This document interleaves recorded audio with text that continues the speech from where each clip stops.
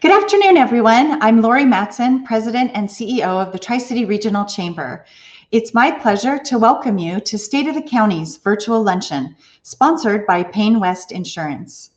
Today, Benton County Administrator Jerrod MacPherson and Franklin County Administrator Keith Johnson will deliver updates on their counties, which will include information about projects, county statistics, and COVID impacts.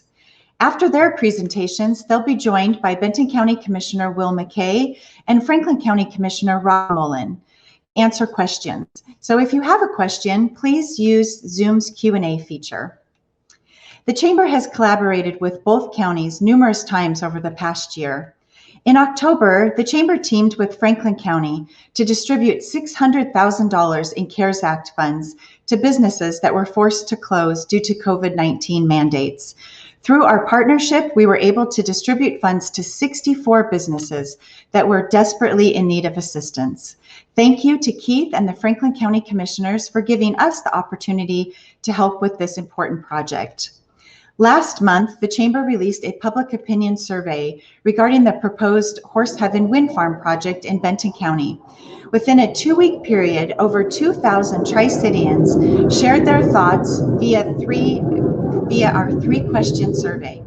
The results showed overwhelming opposition to the project, with 78% of respondents saying the project is not worth personal, environmental, and economic impacts on our community. You can view the survey for yourself. Just go to tricityregionalchamber.com/blog. So the Chamber has taken a position to oppose this project and recently sent a letter to Governor Inslee and the Washington State Energy Facility Site Evaluation Council, urging them not to advance this project. So it's time for local students and businesses to start thinking about summer internships. In February, the Chamber helped launch the Washington Workforce Portal in partnership with the Association of Washington Business, Columbia Basin College, and Washington State University Tri-Cities. The Workforce Portal is a statewide platform that serves to connect students across the state with employers across the state.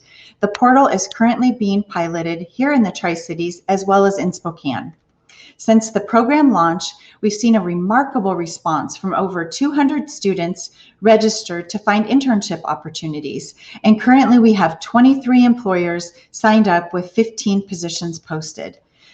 Using this portal is completely free for both businesses and students, so we urge you to check it out. Head to washingtonworkforceportal.org to learn more about this exciting program.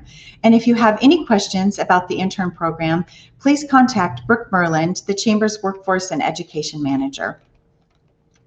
Though the local business community has been hit hard by our health crisis, we're pleased to say that businesses are still joining and engaging with our organization for the first time.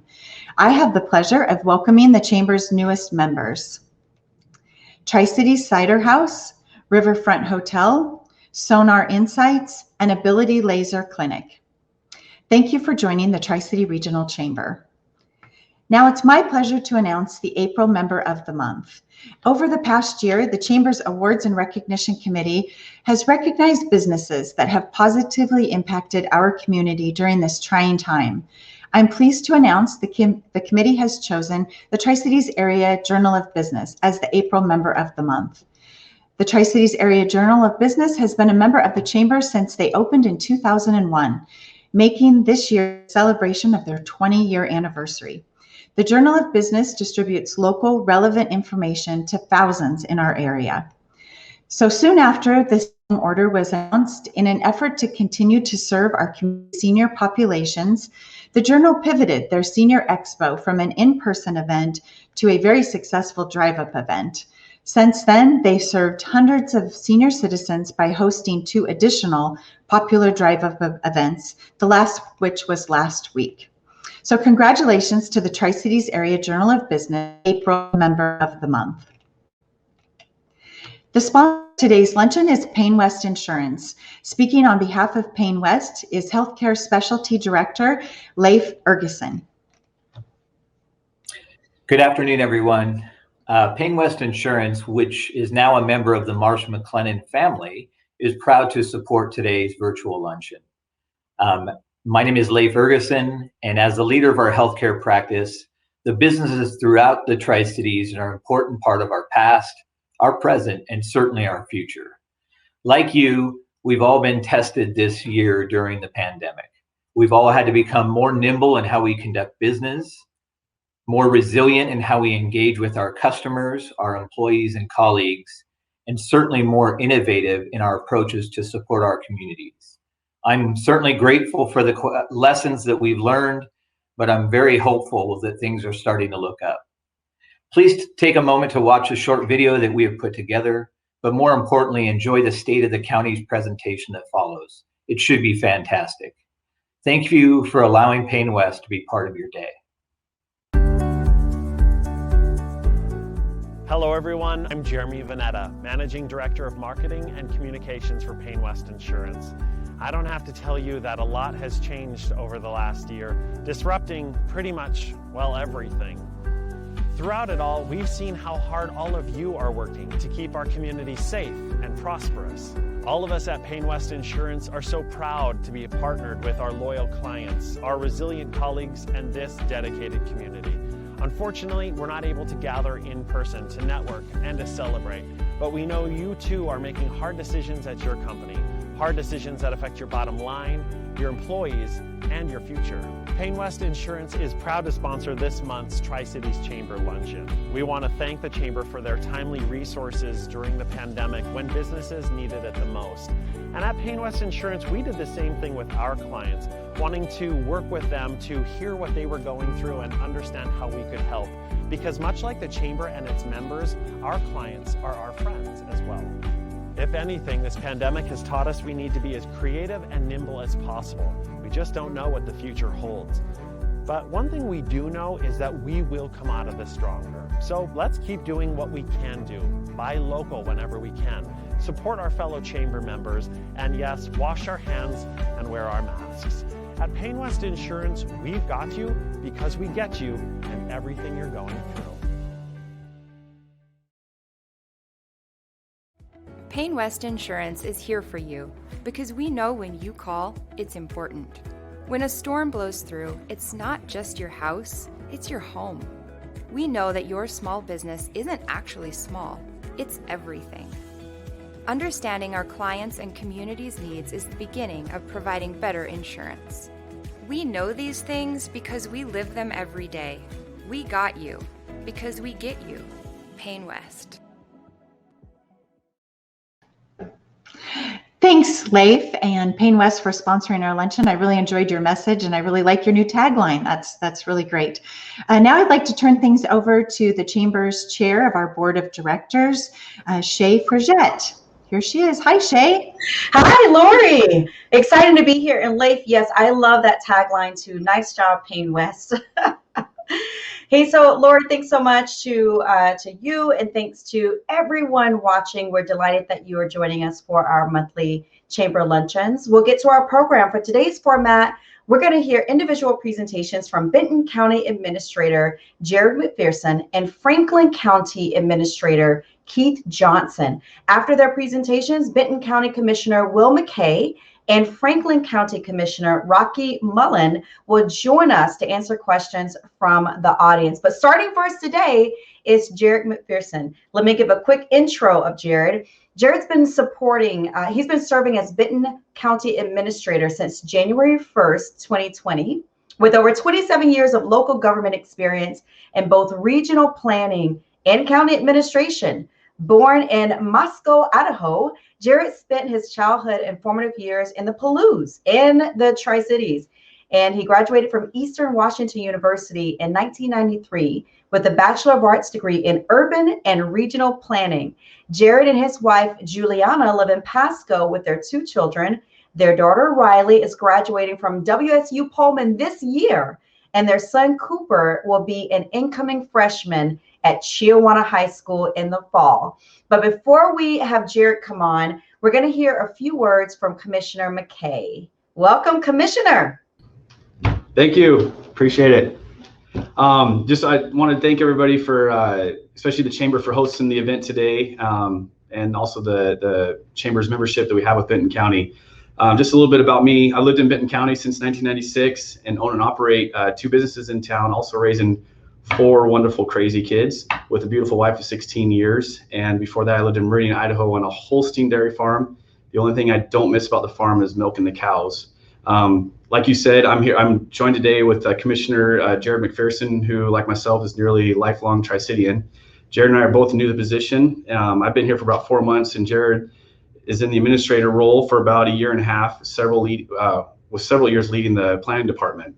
It's been a time of transition between Benton County and a number of senior positions turning over and some new ones being created.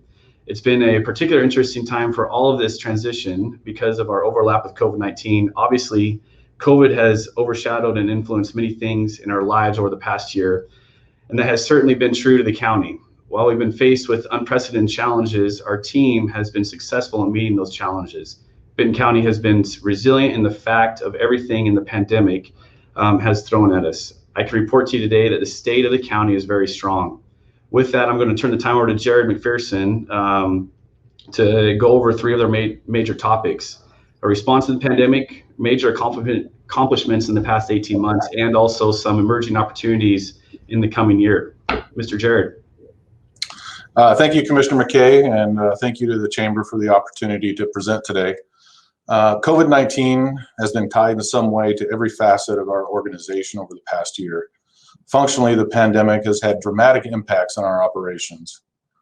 As part of the shutdown, Benton County had to follow the guidance put out by the governor's office and close most of its facilities to the public. There were also changes to the Open Public Meetings Act, which required the county to modify how the commissioners conducted business. And just like today, virtual meetings have become the new norm. With most of the facilities of the county closed to the public, we had county employees that could work remotely do so when it made sense and when it could be easily accommodated by our IT department.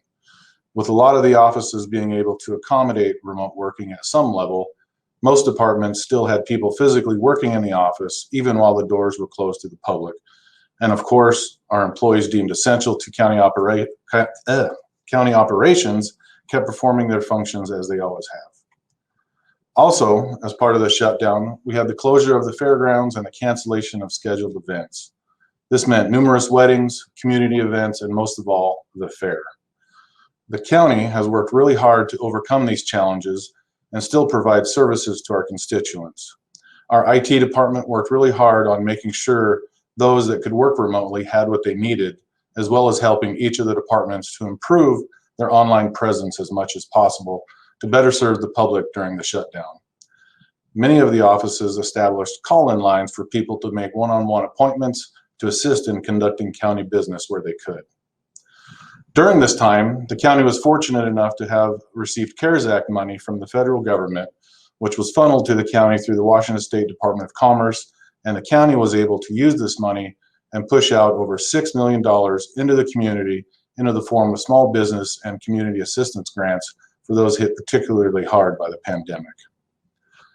Throughout the pandemic, the county has worked closely with our many government and community partners, such as the state of Washington, the Benton Franklin Health District, the State Department of Health, the cities, and other local partners on ways to deal with this pandemic and share resources and information and partner where we can. One particular item of note would be the public information campaign, where we were all able to collaborate on messaging about masking up, social distancing, and avoiding large gatherings. One of the ways that the county has been able to assist in combating this pandemic was by working with our state and community partners to utilize the Benton County Fairgrounds to host the contact tracing center, as well as the mass vaccination site, which has been one of the top mass vaccination sites in the state. So with all that being said, where do we stand today? The county continues to be engaged with the state and local partners for pandemic responses, and we are currently working on a reopening plan for all county facilities, which would allow them to open to a certain level of occupancy and also a return to in-person meetings, including county commissioner meetings, again, to a certain level of occupancy in accordance with state guidelines. Despite the unexpected disruption of COVID and our many necessary responses to it, we've remained focused on completing a variety of projects as we try to continually raise our levels of service to the taxpayers. The first project that I would like to highlight is our new public services building, which is located on Weiser Parkway near Badger Canyon. We like to refer to it as a one-stop shop or permit center. We have pulled together our planning department, building department, code enforcement, and public works department into one location to better serve the public for any land use, building, or or county road related issues, which is more convenient experience for the public. Another project we recently completed would be our courtroom renovations. If the pandemic has done one thing, it has forced us to look towards technology to continue to conduct business in these difficult times. The county was able to upgrade 13 courtrooms, both in Prosser and Kennewick, and 2 pods in the jail to create 12 remote booths. These upgrades included the technology to facilitate remote proceedings and connectivity between courtrooms to include other local jurisdictions. While we've been able to complete these courtroom renovations, we were also in the process of completing other important renovations at the courthouse as well. These include the restoration of the historic entrance and the main stairwell features, including the historic terrazzo flooring, the consolidation of all administrative operations into the courthouse, and a complete renovation of the Commissioner's hearing room, where we were able to modernize the technology and give the room a statelier appearance and a larger capacity. I would like to also mention the Rural County Capital Program, which has seen over $13 million of investment appropriated to the 5 cities and 2 port districts in Benton County over the past 4 years for economic development driven projects. And this program truly has been an asset to our community from an economic development standpoint. The last project that I would like to mention is the new administration building, which is what we at the county consider a centerpiece project, and it is located on the Justice Center campus close to the main entrance. This new 44,000 square foot building gives the county the ability to bring county offices from the annex on Canal Drive back to the main Justice Center campus to better serve the public from one central location. The new administration building will house the auditor, treasurer, assessor, county administration, county commissioners, human resources, risk management, and our information technology department. This also gives the county the opportunity for the space in the Justice Center that is being vacated due to the new administration building to be rededicated for use by the courts and court-related functions and departments. The new administration building is scheduled for completion by late fall of this year. The administration building project has helped us to begin reimagining the entire Justice Center campus in Kennewick with more focus, how and from where we will provide service to the public in the decades ahead. This time of transition we currently find ourselves in isn't just about the personnel or the organization, but also about our facilities. Speaking of reimagining our properties, the Benton County Fairgrounds is one that has evolved into a year-round event center. We will be looking at that venue over the next couple of years to see how we can improve and perhaps expand facilities at that location to meet the growing and evolving community demands.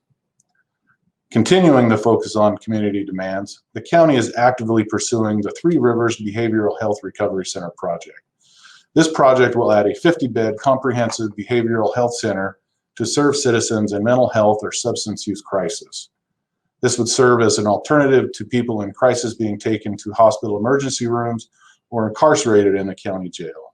And it will be the only such center in our region serving the Tri-Cities and 8 surrounding counties. The county has recently secured nearly $3 million in funding from Washington State for design work, and we are actively seeking additional funds for construction. Another significant community need is updating our current juvenile detention facility to an at-risk youth facility. This project will completely replace the current 40-year-old building with a new facility designed to meet today's needs for serving at-risk youth.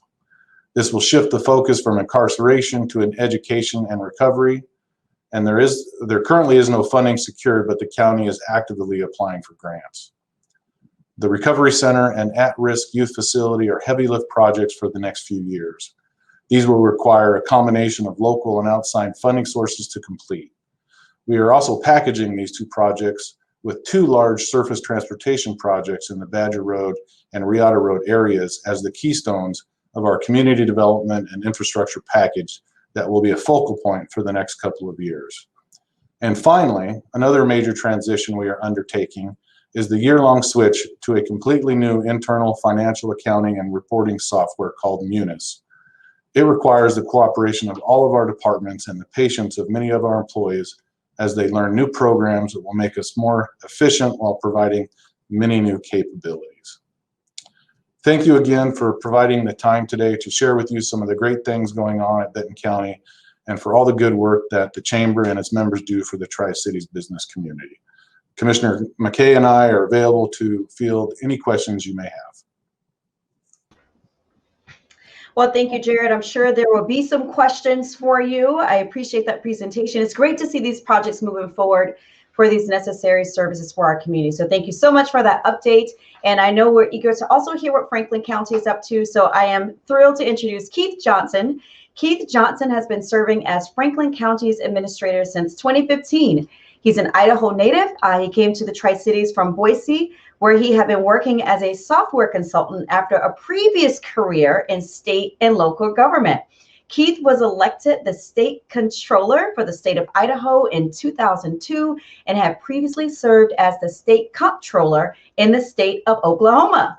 Keith graduated from Boise State University with a degree in accounting in 1986 and received his law degree from the University of Denver in 1993. He is both a CPA and an attorney.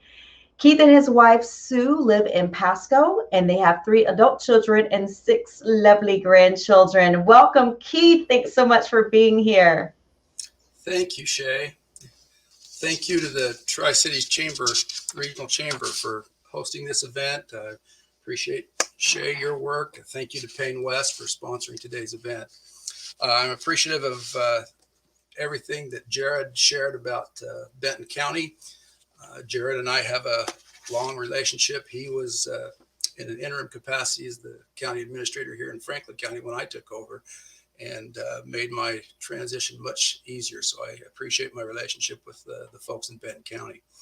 I'm joined today with Commissioner Rocky Mullen. Commissioner Mullen is the newest member of our Board of Commissioners, was elected last fall, took office in January. We're delighted to have his experience as a rancher and small business owner here in the Franklin County area for many years, and look forward to our working together on these important projects for Franklin County. The first thing that I probably want to talk about is because it's consumed so much of everybody's energy over the past year and a half is the response to COVID in Franklin County. Much of what Jerrod talked about in Benton County, we've had to deal with as well here in Franklin County.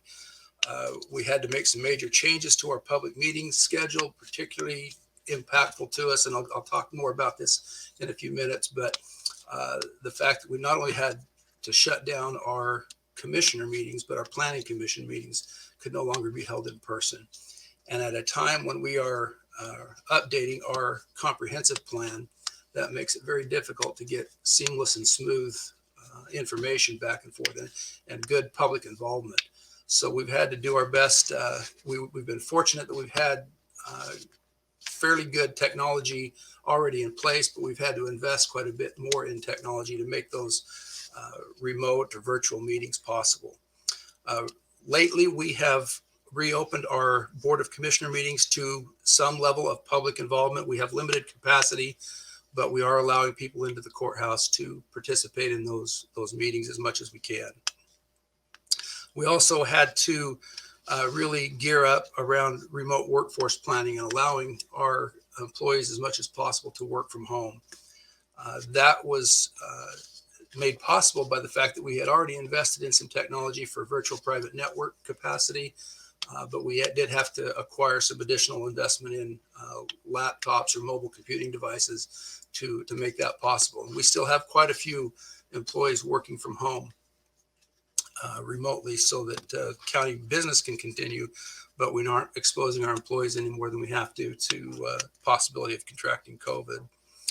Most of you, I'm sure, are aware that we stood up the HAPO Center as a mass testing site last June, I believe is when it started.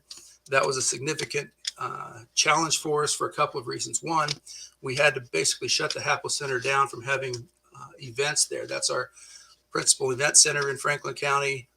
We've over the years hosted a number of different kinds of events, and we've spent quite a bit of money upgrading that facility and getting it to be where it's more useful for current kinds of events. But then with the COVID restrictions, we were unable to host those events last year. Many of the important trade shows that you are accustomed to in the community, we were not able to hold. I want to talk a little bit about CARES Act spending and the American Recovery Plan money that's coming. Franklin County received about $7.5 million. We had about 3 months in which to allocate and spend that, and we were able to work with our partners, and I'll talk about that on a separate slide here in a moment. We anticipate through the American Recovery Plan that we have about $18.5 million over a 2-year period coming to Franklin County directly from the federal government as part of the recovery plan. And I'll talk about some of the specifics of that in just a moment. One of the biggest concerns we have right now are our current disease rates and trends in Franklin County. We, as you know, operate the Benton Franklin Health District in a regional capacity. Much of our hospital and medical providers are based on a regional model, and that makes it difficult to separate by county the specific response to COVID. So we've had to depend very heavily on our partnership, not only with Benton County, but with the cities in both Franklin and Benton County to provide a response and prepare for and adequately take care of our COVID situation. Right now, the key indicator that the governor's office will measure is the case rate per 100,000 in population, and that number is supposed to be below 200. As of yesterday, Benton County was just under that threshold, so they would qualify to continue in phase 3. But Franklin County is well over that 200. We were at 306 cases per 100,000 in population. So unless something dramatic changes or the governor decides to modify the requirements, as of next week, it's very likely that Franklin County will be reverted to phase 2 under the governor's plan. That is problematic for the businesses in Franklin County and the citizens here. And so we're trying to continue the message of helping people understand the need to corral and slow down the growth rate of COVID in our community. But it has been a very difficult challenge to get that number where it needs to be. I mentioned, let's go to the next slide, please. I mentioned our CARES Act response. We had, as Lori mentioned at the outset, $680,000 of money went through the Regional Chamber of Commerce to businesses in the Franklin County area. TRIDEC put together a plan for about $3.5 million. We worked with the Pasco Chamber for a $400,000 program. Those were all grants to small business owners in the Franklin County area, which we used that money quickly as we could to get those businesses sustained and assisted through a very difficult time. Many private citizens were affected with COVID related expenses. So we provided some utilities assistance through the Franklin PUD to the tune of about $500,000. We assisted childcare providers that were hurt by another $500,000, and then the county absorbed about $2 million related to our own internal expenditures for things like PP&E, additional technology. We had to do some modifications to the courtroom, not quite as significant as what Benton County did, but very similar in nature. We also had to assist with the Bi-County Juvenile Program a little bit in some technology upgrades that they needed. And the biggest expense that the Franklin County incurred was the cost associated with the HAPO Center and making it a mass testing site. So as we look forward to the American Recovery Plan, as I said, we get about $18.5 million. The first half of that we expect to come about the 10th of May. There's a multiple number of uses for those intended funds. We have not received final instructions from the U.S. Department of Treasury on how those funds can be allocated and spent. But we have a number of ideas and we have some preliminary guidance. It's obviously going to households. It's going to certain small businesses, things that are impacted like tourism, travel, and hospitality, essential workers that need some premium pay during the COVID crisis, providing some essential government services.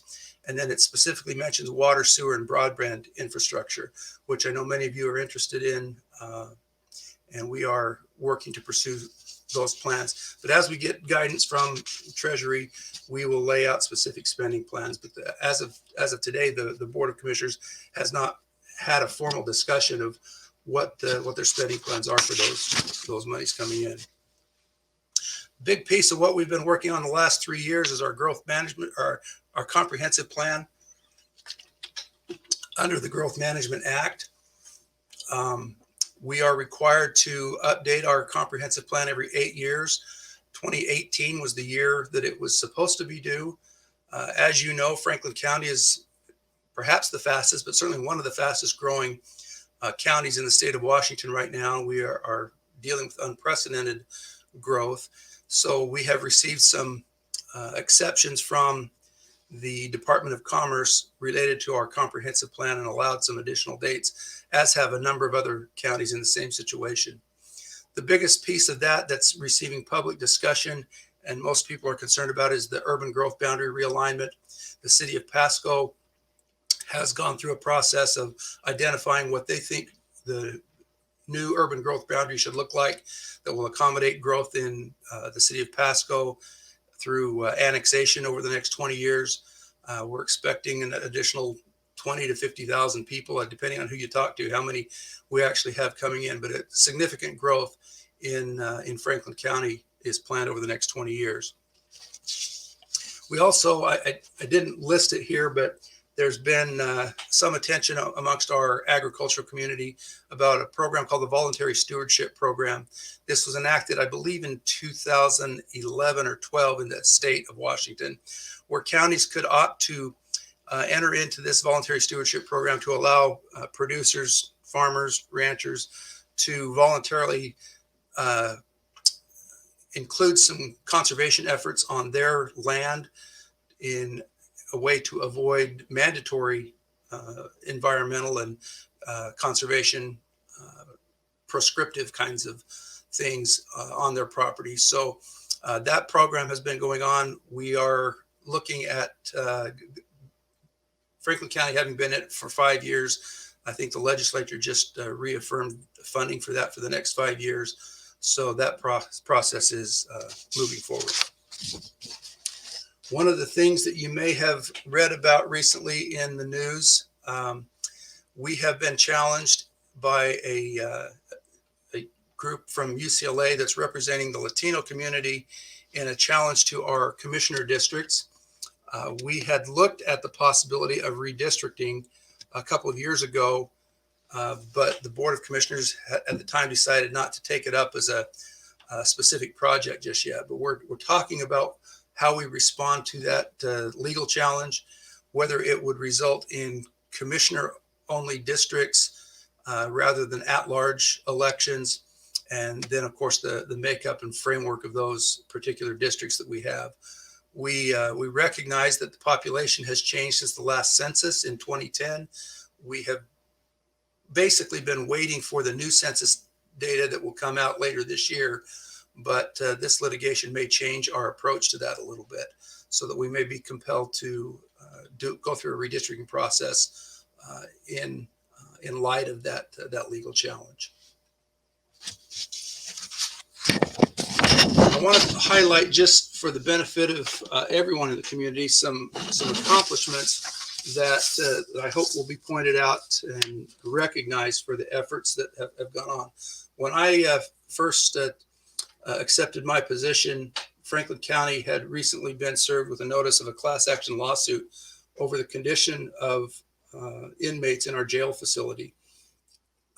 Those of you that might know, our old jail, which was still being used to house inmates, was dilapidated, and paint was peeling and locks were missing, and there were significant health and safety issues, not only for the inmates, but for our jailhouse personnel that work in the jail facility.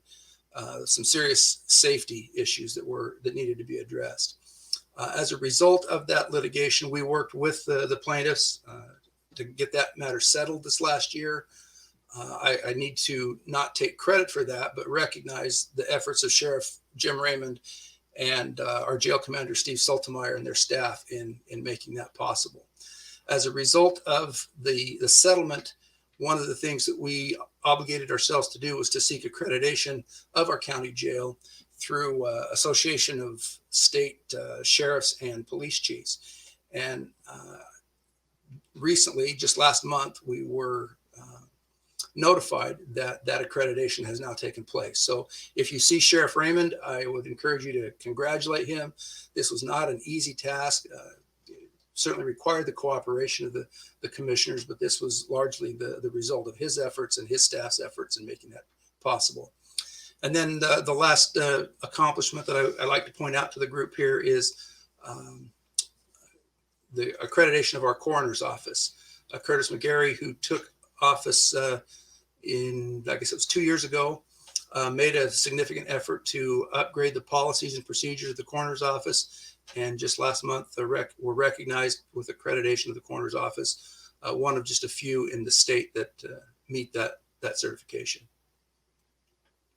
Let's go to the next slide if we could. All right. A couple of things that we're working on right now.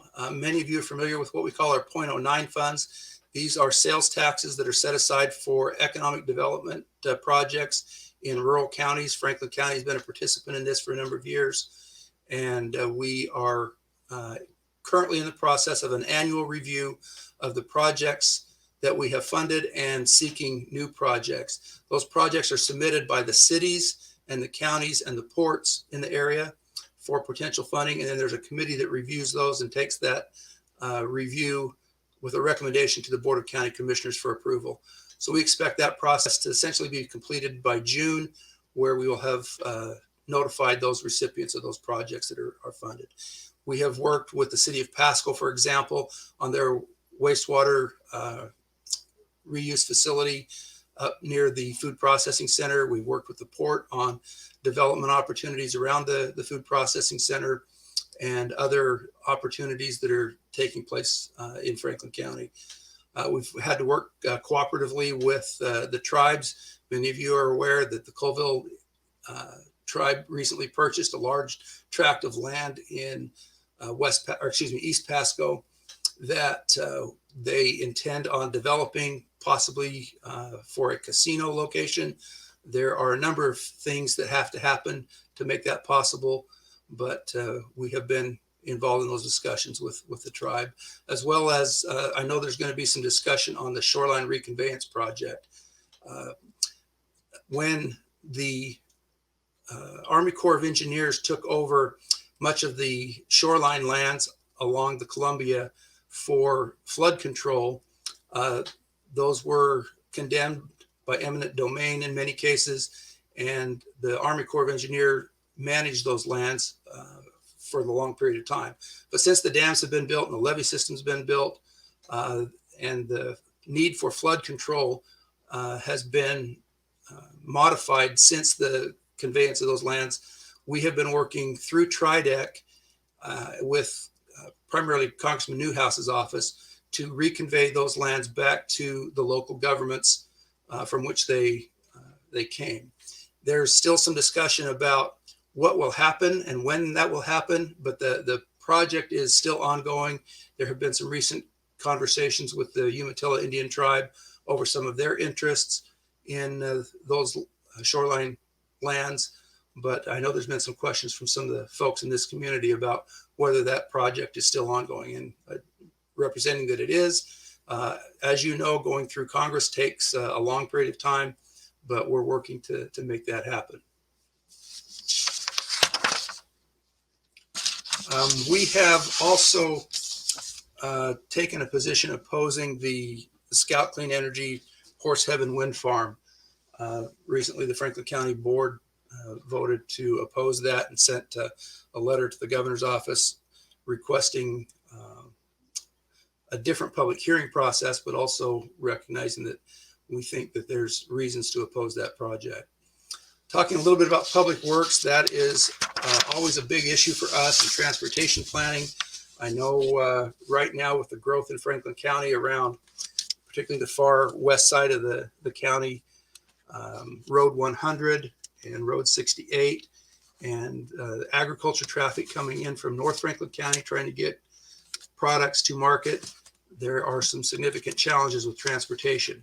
I know the city of Pasco has done a major transportation study relative to their input to our comprehensive plan.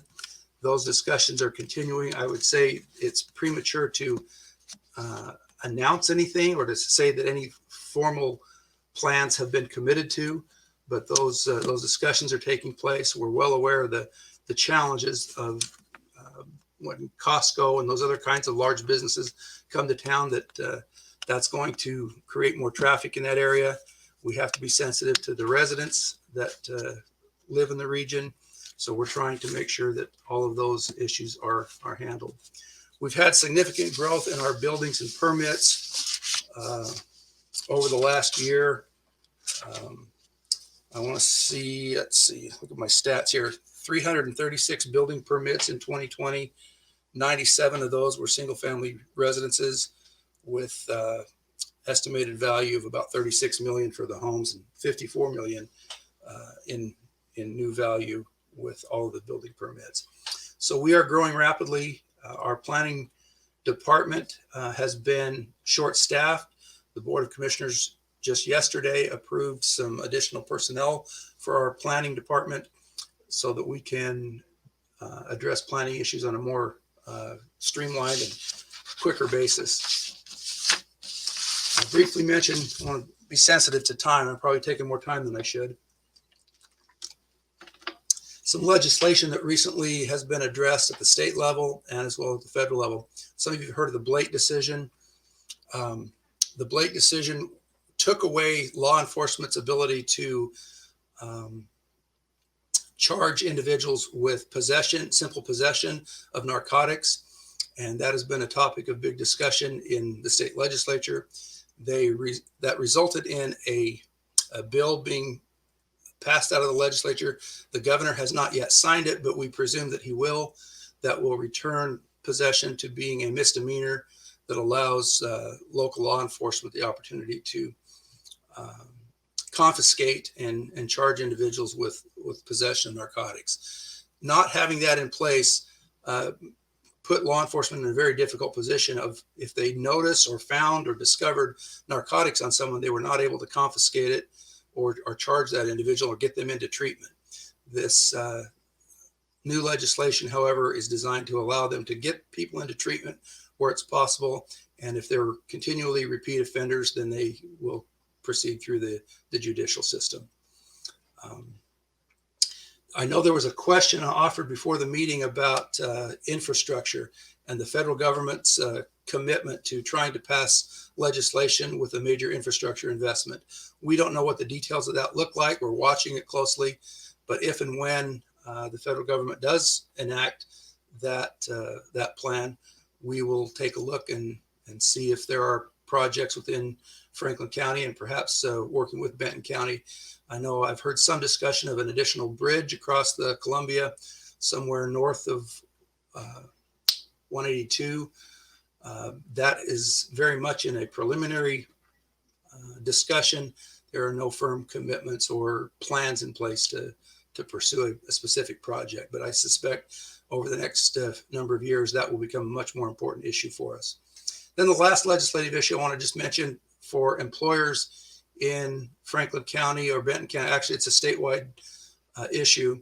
The legislature enacted the Long-Term Care Trust Act. It's effective next year, but by November 1st of this year, employees have to make a decision of whether they want to contribute a little over 0.5% of their payroll to participating in this. It's got a $36,500 lifetime benefit for long-term care.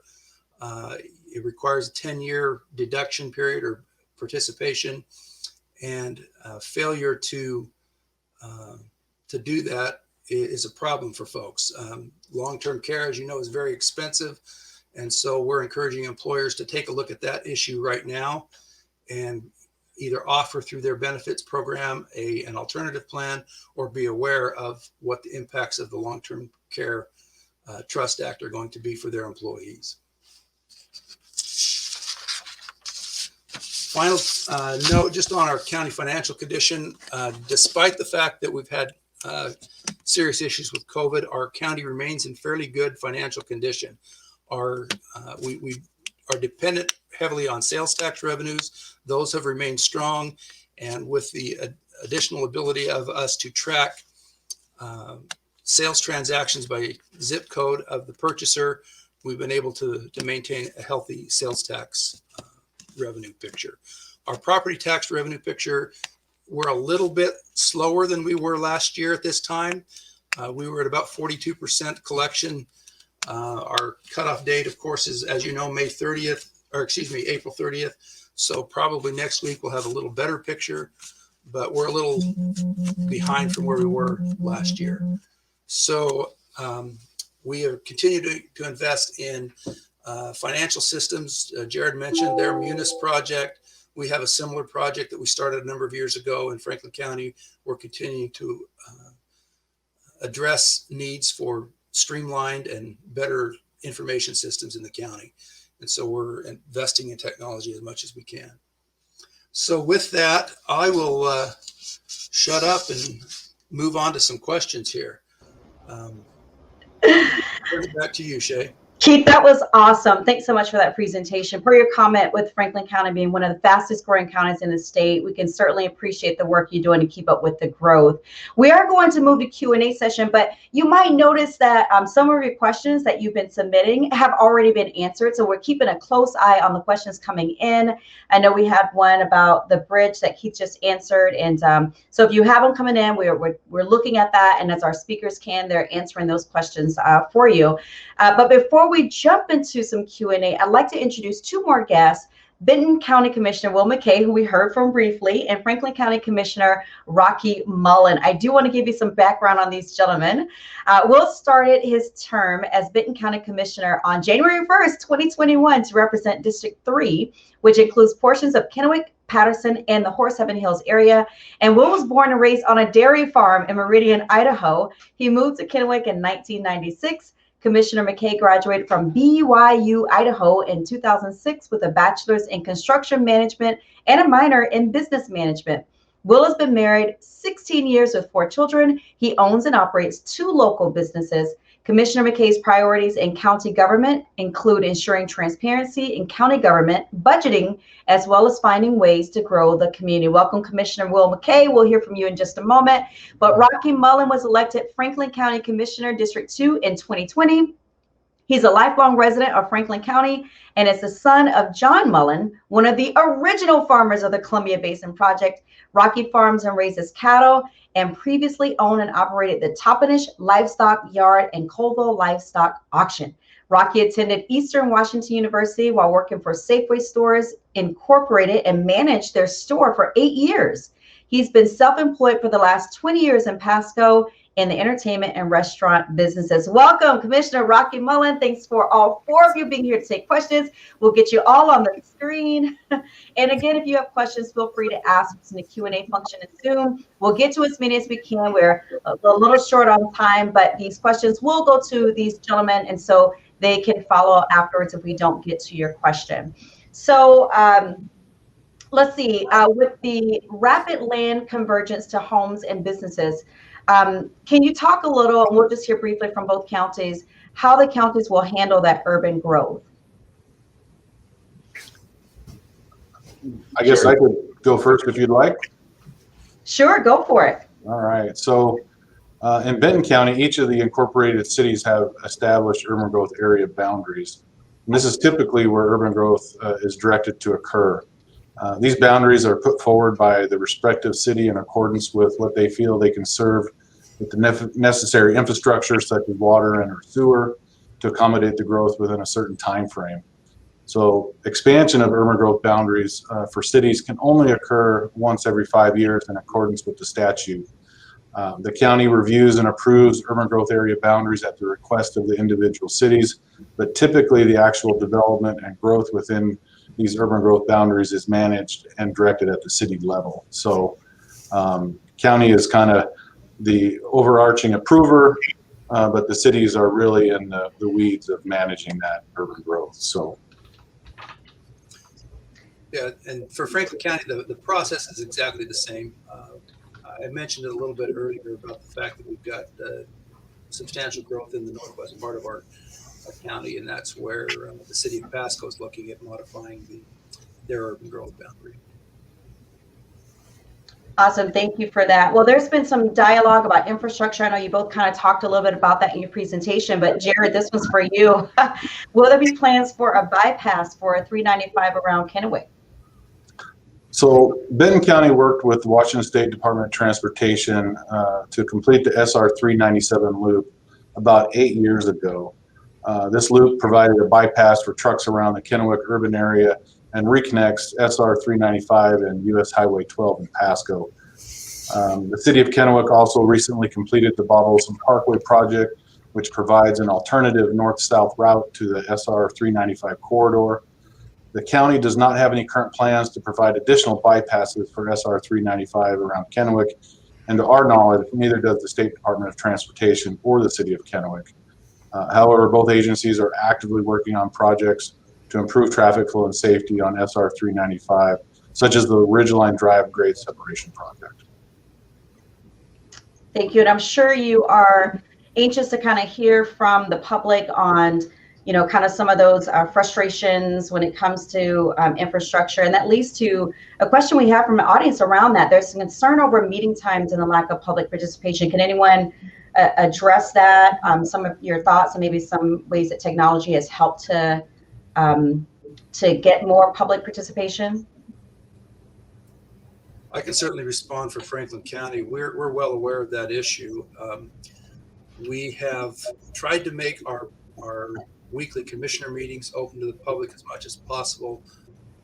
We've allowed phone calls in to provide public comment to our meetings, and last year started having a quarterly meeting at night. So the first month of every quarter, we have an evening meeting. That has allowed more people to participate in our commissioner meetings.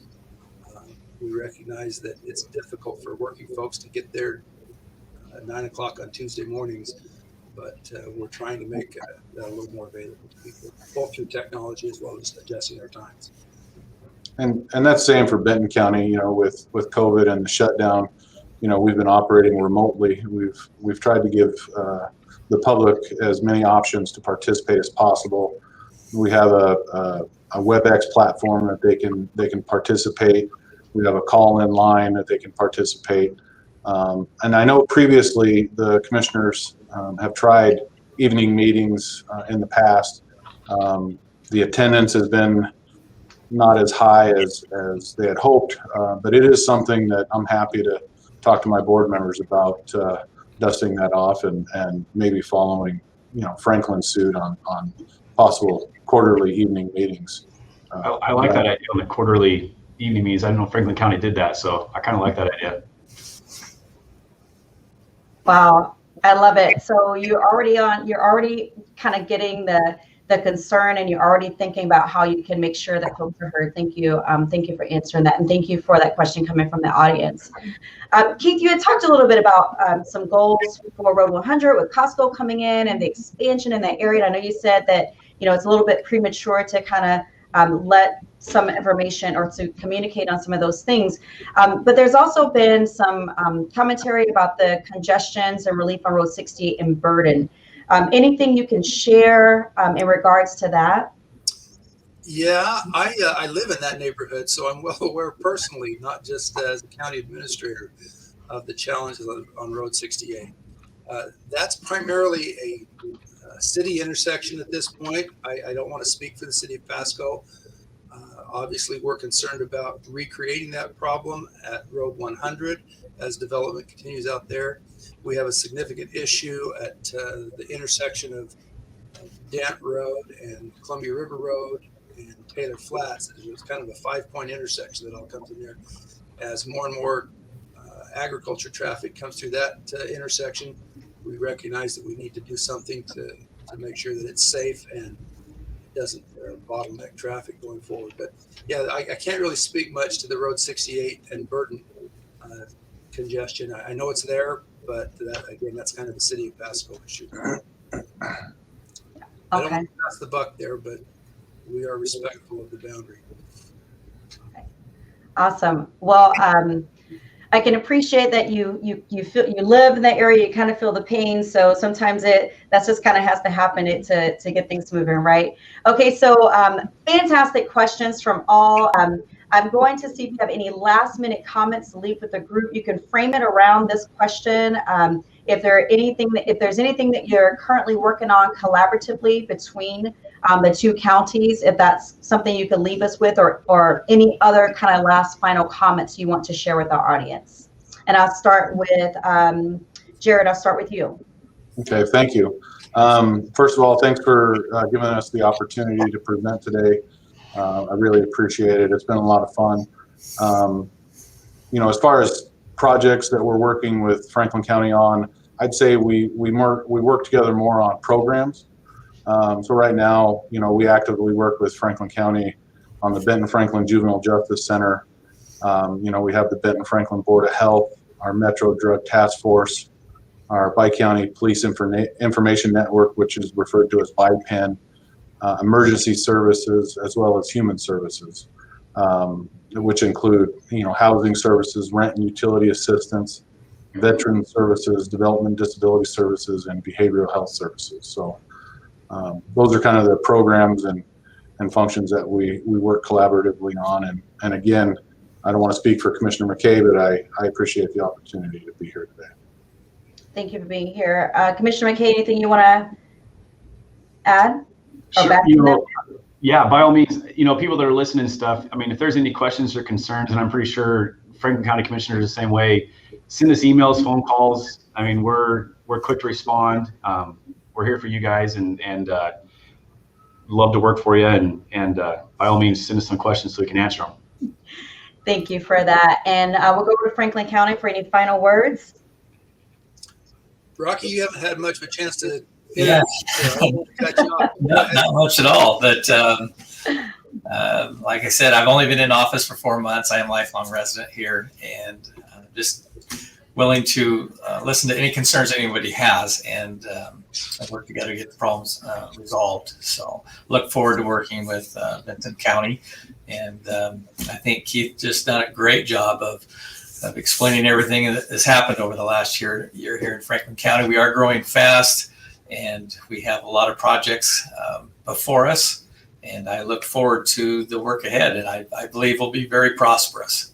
So thank you for the time here, and also thank you, Keith, for the great job of going over the county for the last year. Thank you. Thank you, Rocky. Keith, you get to be the caboose, Keith. Any final words for the last? Let me just add one comment on working collaboratively with Benton County. We are working together on the joint behavioral health center. We know that we have a compelling need in the Tri-Cities area for a one-stop shop for substance abuse and mental health disorders, and we are very supportive of the process of getting a community-built facility to do that. Counties working together is essential. Thank you for being with us today, gentlemen. This was a fantastic session. So we appreciate you joining us. All right, so we're fortunate enough to have our generous sponsor, Payne West Insurance, donate a wonderful gift basket to one lucky winner. The winner was pre-selected before this luncheon, and the lucky recipient is, drumroll please, Lori Lancaster with the Benton Franklin Fair. Elizabeth Holt will contact you to get you your prize. And if your company would like to donate a future giveaway, please, please, please contact us. We'll be happy to include you in a future luncheon.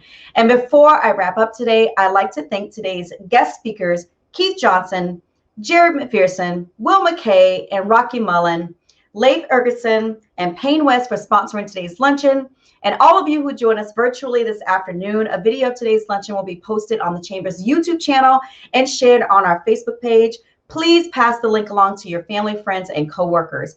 And don't forget to join us on Wednesday, May 26th for our next virtual luncheon, The State of Healthcare. You do not want to miss this. Tri-Cities Hospitals Update is what we'll be talking about. We'll be joined by the CEO of Cadillac, Riza Khalil, the CEO of Trios, John Solheim, and the new CEO of Lords, Joan White Wagner. The registration link will be up later today at tricityregionalchamber.com, as well as on our Facebook page. And we do look at those registrations. We're limited in space, so please go later on today and nab your seat. Thank you so much for joining us. Enjoy this beautiful sunny day we're having in the Tri-Cities, and we hope to see you in a month. Thank you so much for joining.